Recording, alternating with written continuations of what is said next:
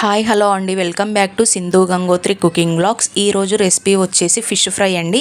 Fish fry అనగానే మనం చాలా ప్రాసెస్ ఉంటుందేమో, చాలా కష్టమేమో అని చెప్పేసి అనుకుంటాము. ఎటువంటి మిక్సీ పట్టే పని లేకుండా, ఏమి ఆనియన్స్ మిర్చి ఎలాంటి కట్ చేసే పని లేకుండా, ఫిష్ నానబెట్టే పని లేకుండా అప్పటికప్పుడు ఈజీగా ఎప్పుడు కావాలంటే అప్పుడు మనం ఈజీగా ఎలా తయారు చేసుకోవాలో ఏంటో నేను మీకు వీడియోలో చూపిస్తాను. మనకి ఫిష్ ఫ్రై అనేది సాంబార్ అన్నంలోకి, పప్పు అన్నంలోకి, స్టఫింగ్కి చాలా బాగుంటుందండి. మనం అప్పటికప్పుడు ఈజీగా చేసేసుకొని కూడా తినవచ్చు. స్నాక్ లాగా కూడా చాలా టేస్ట్ అనేది చాలా బాగుంటుంది. ఒకసారి ట్రై చేయండి. ముందుగా నేను ఒక కేజీ వరకు ఫిష్ని అయితే తీసుకున్నాను. వాటిని ఇలా పీసెస్ లెక్క మనం ఫ్రైకి ఎలా అయితే కట్ చేసుకుంటాం అలా కట్ చేసి తీసుకోవాలి. వాటిని శుభ్రంగా వాష్ చేసుకొని పెట్టుకోవాలి. తర్వాత నేను ఒక ప్లేట్లో కొంచెం అంతా ఉప్పు, పసుపు, కారం, ధనియాల పౌడరు, జీలకర్ర పొడి, గరం మసాలా, అంతే ఫిష్ మసాలా కూడా వేసుకున్నానండి. నేను ఫిష్ మసాలా, ఒక టేబుల్ స్పూన్ వరకు అల్లం వెల్లుల్లి పేస్టు, ఒక హాఫ్ చెక్క నిమ్మరసం మొత్తం వేసుకొని ఇలా మొత్తం మనం మసాలా ముద్ద లెక్క కలిపేసుకోవాలి.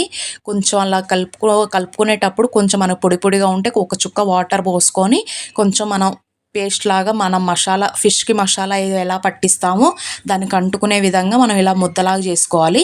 ఇలా చేసుకొని ఇప్పుడు మనం వాష్ చేసి పెట్టుకున్నాం కదా ఫిష్ని, ఆ ఫిష్లకి ఈ మసాలా మొత్తం బాగా అంటే విధంగా అంటించేసుకోవాలి. ఇలా మొత్తం ముక్కలకి మసాలా అంటుకునే విధంగా మనం మంచిగా ఇలా నీట్గా పెట్టుకోవాలి మసాలాని.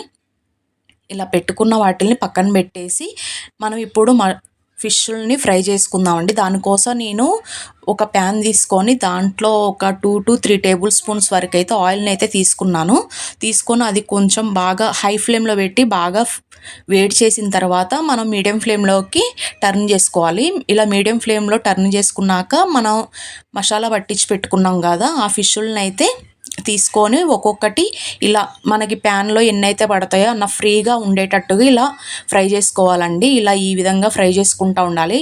మనం బాగా కాలేంత వరకు టర్న్ చేయొద్దండి. ఇలా టర్న్ చేయకుండా మీడియం ఫ్లేమ్లోనే పెట్టుకొని ఒకవైపు కాలిన తర్వాత మళ్ళీ ఇంకోవైపు స్లోగా టర్న్ చేసుకుంటూ ఇలా ఫ్రై చేసుకోవాలి. మిగతా వాటిని కూడా ఇదే విధంగా వేసుకొని ఫ్రై చేసుకుంటున్నాను చూడండి. మనకి ఆయిల్ అనేది వేస్ట్ కాకుండా కొంచెమే ఆయిల్ వేసుకోండి. ఎక్కువ వేసుకుంటే మళ్ళీ ఆయిల్ మనకి దేంట్లోకి వాడడానికి ఉండదు.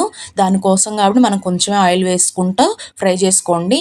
ఇంతేనండి, ఎంతో ఈజీగా అప్పటికప్పుడు మనకి ఎప్పుడు తినాలనిపిస్తే అప్పుడు ఫిష్ ఫ్రై ఈ విధంగా చేసుకోవచ్చు. ఒకసారి మీరు కూడా ట్రై చేసి ఎలా వచ్చింది ఏంటనేది నా కామెంట్ సెక్షన్లో కామెంట్ చేయండి. Thank you.